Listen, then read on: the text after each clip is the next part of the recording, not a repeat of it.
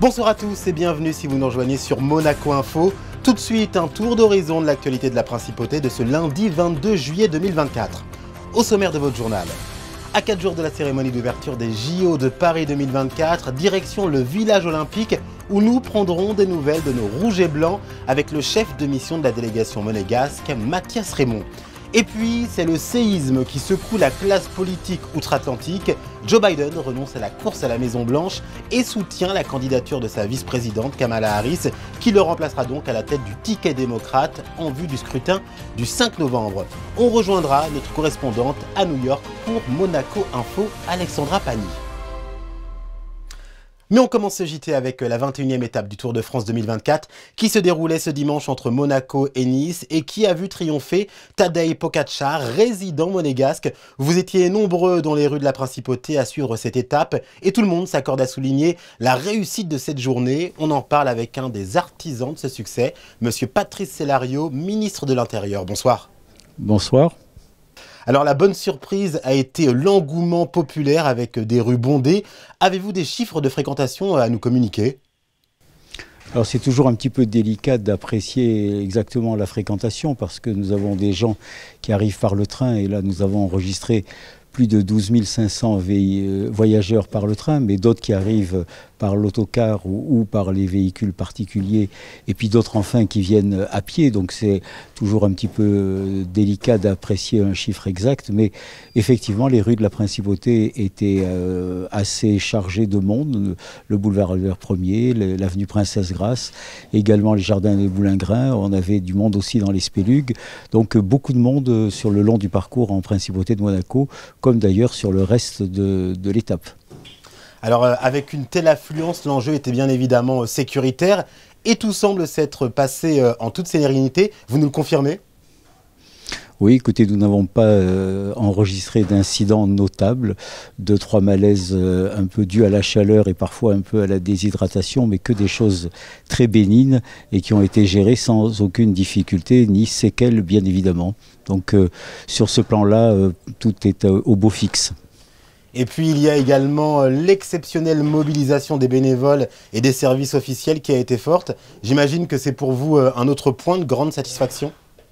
C'est une grande force de la Principauté d'avoir cette capacité à coordonner l'ensemble des services publics et également parapublics pour une manifestation, mais aussi de pouvoir mobiliser un grand nombre de bénévoles qui spontanément se déclarent partants pour prendre part à une organisation et ne comptent ni leur temps ni leur énergie pour venir participer à un événement.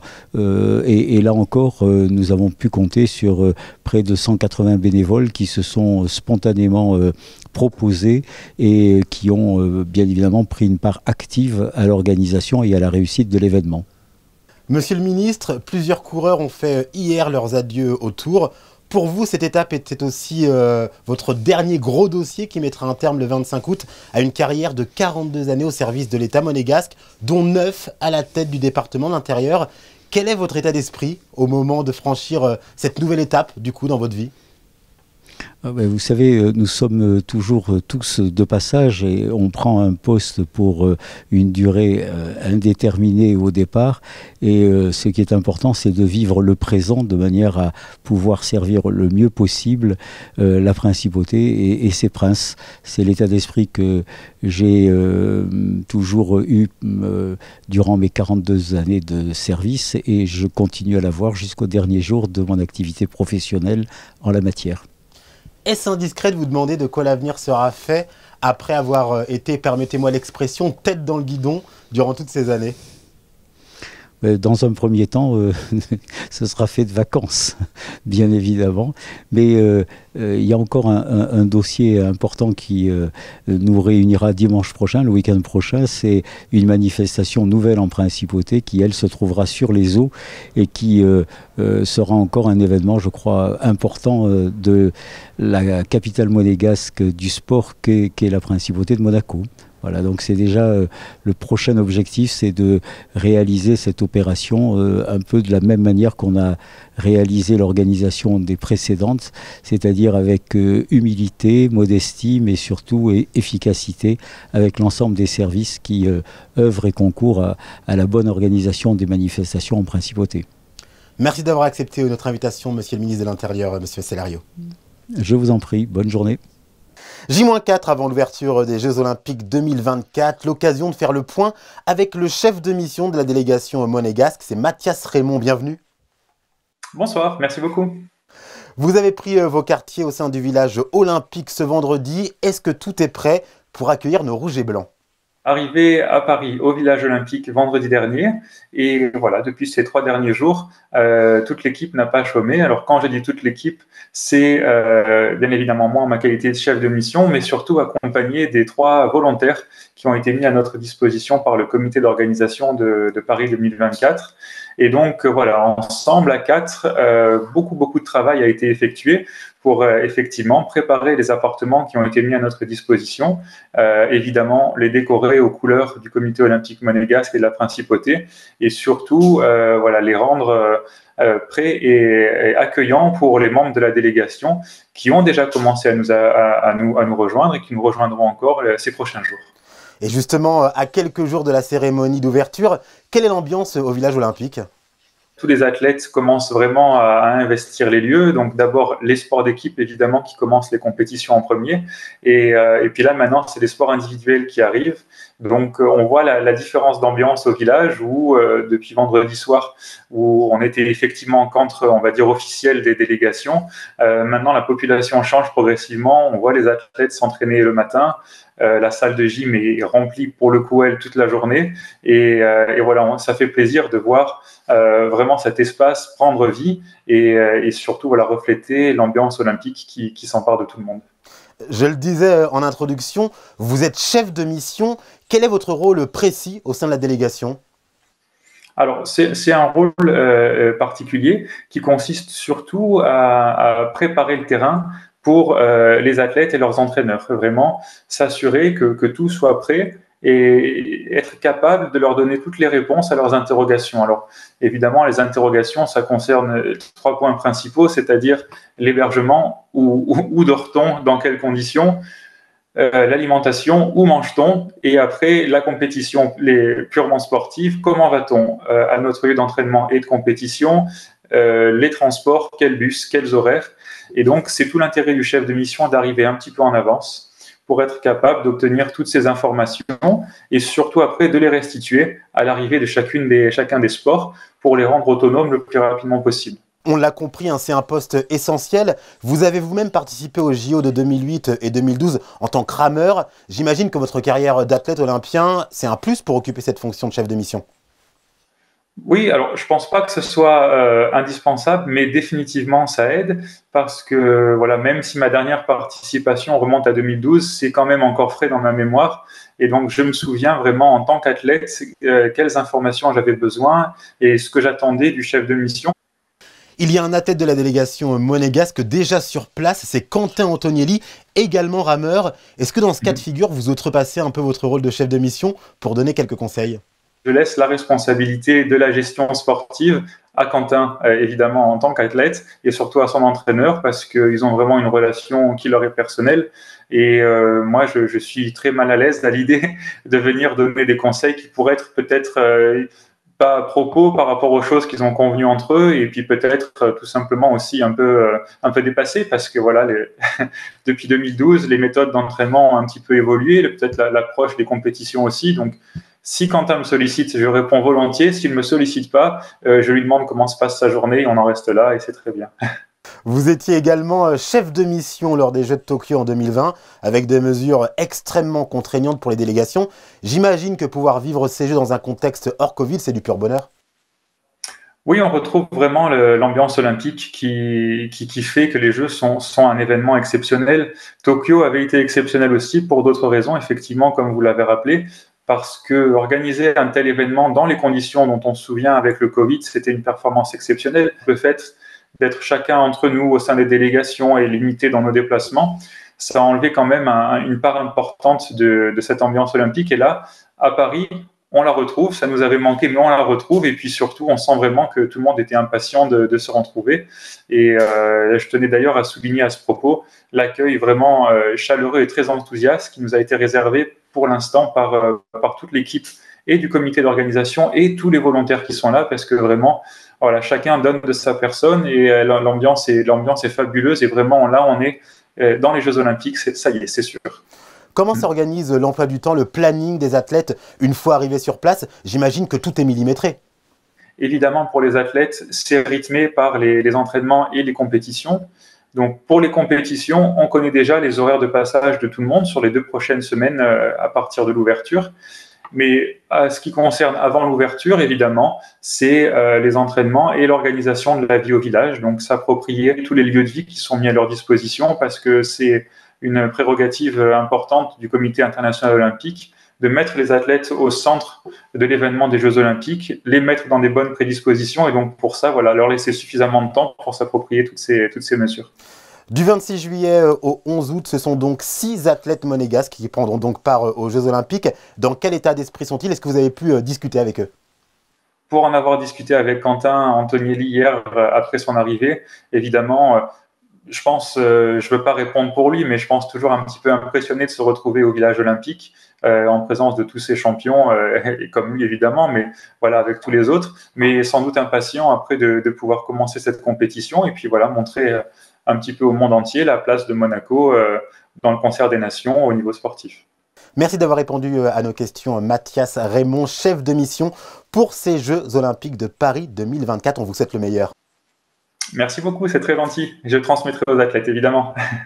Merci d'avoir répondu présent à notre invitation, Mathias Raymond, chef de mission de la délégation monégasque pour ces JO de Paris 2024. Chamboulement du côté des élections américaines. Après des semaines de pression de la part de son camp, le président Joe Biden a annoncé dimanche son retrait de la campagne. On retrouve Alexandra Pagny à New York pour comprendre ce qui attend à présent les démocrates. Il fait la une de la presse américaine et internationale. Il a finalement pris tout le monde de court. Joe Biden se retire de la course à la présidentielle. Cette décision intervient après des semaines de troubles au sein du parti. Le débat télévisé du 27 juin a été le coup d'arrêt pour le président américain, où il est apparu très fatigué et peu combatif.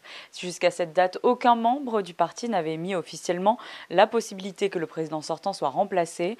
Dès la fin de cette soirée, plusieurs poids lourds démocrates avaient commencé à prendre la parole, suivi par d'importants donateurs, à l'image de George Clooney. Ce dimanche après-midi, Joe Biden a donc annoncé son retrait officiellement de la campagne et a publié une déclaration sur ses réseaux sociaux. Peu après, il endosse sa vice-présidente Kamala Harris.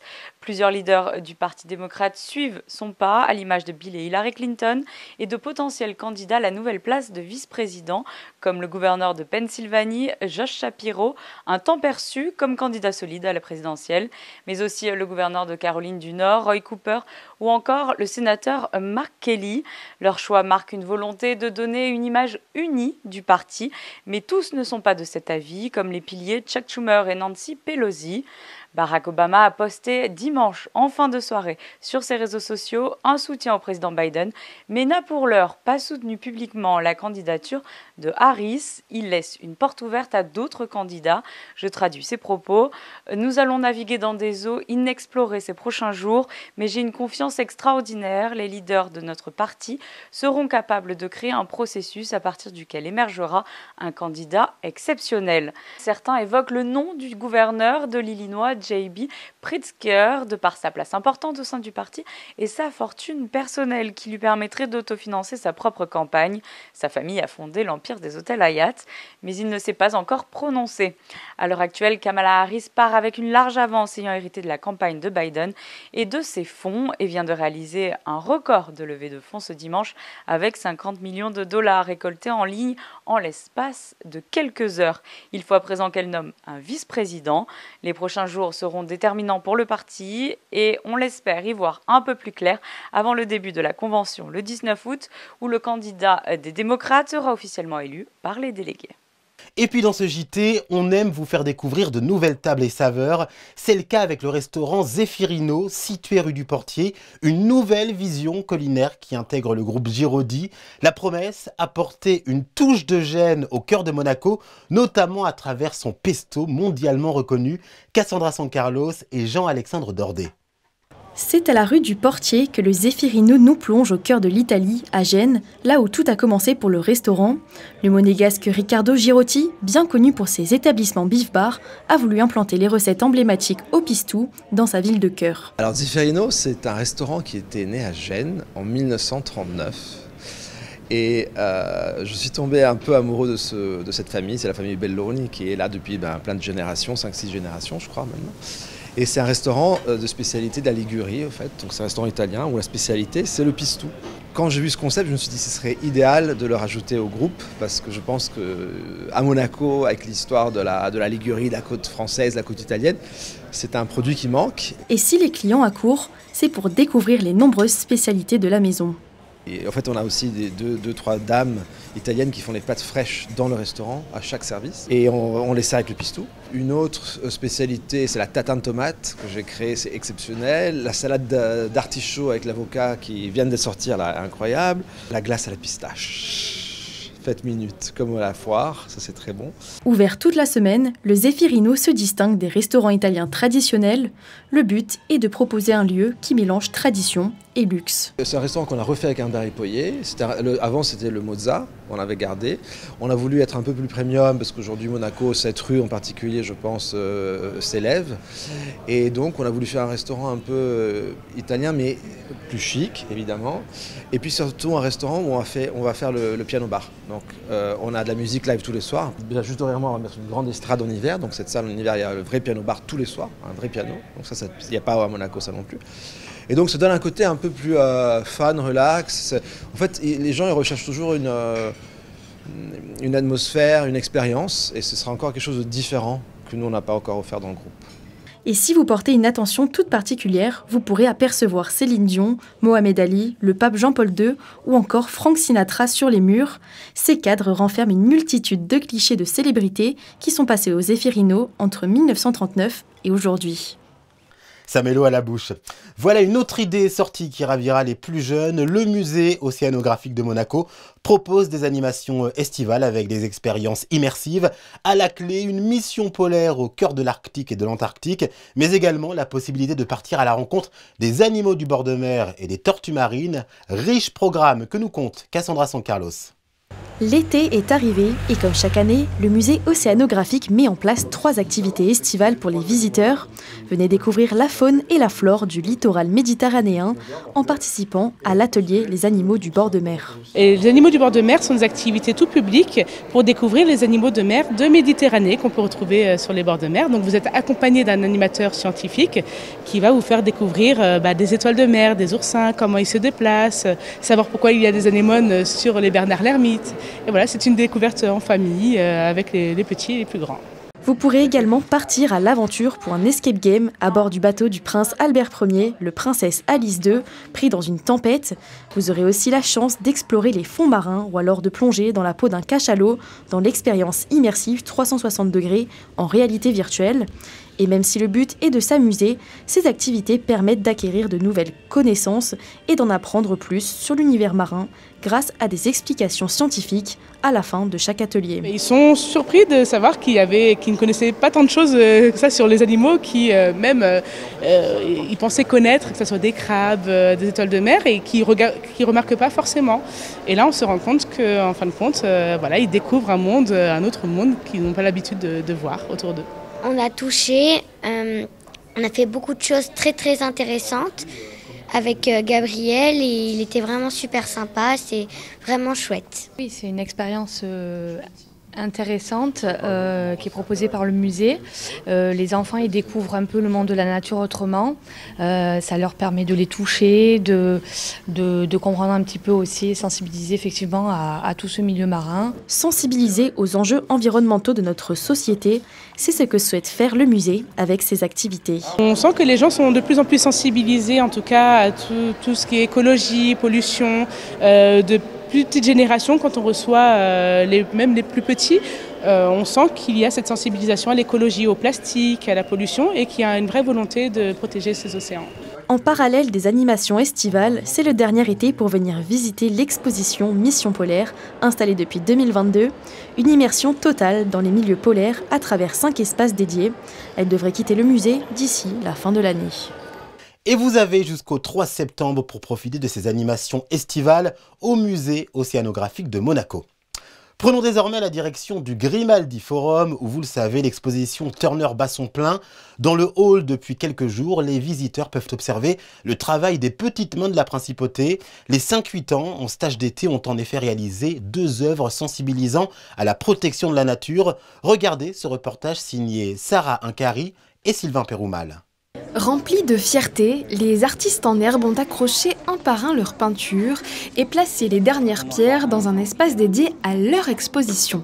Pendant une semaine, ils ont travaillé à la réalisation de 2 œuvres inspirées de 2 artistes contemporains invités dans la grande exposition de l'été, Turner, le sublime héritage.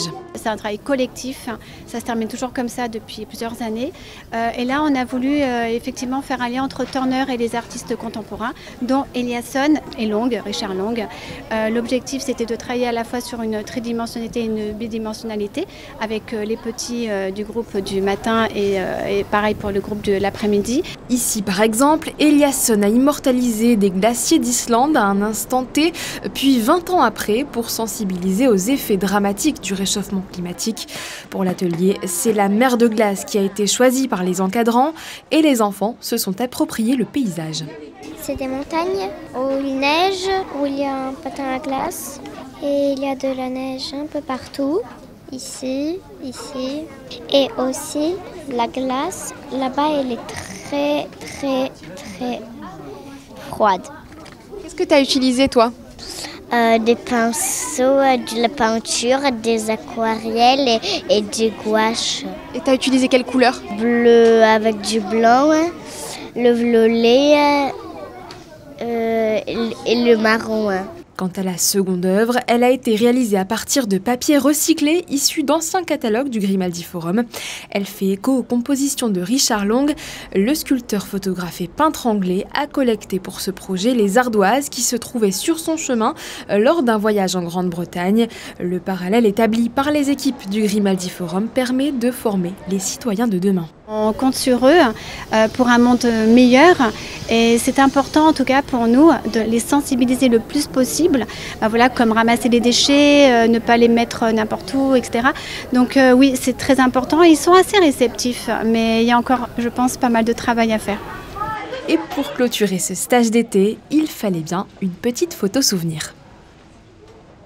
Autre destination et nouvelle découverte dans le Var pour découvrir le travail de l'Observatoire français d'apidologie dont les équipes interviendront dans les écoles de la Principauté l'année prochaine afin de sensibiliser les plus petits à la préservation des abeilles, des insectes petits en taille mais d'une grande utilité. Vous allez le découvrir dans ce Focus Info signé Sarah Inkari et Alexandra Marangoni.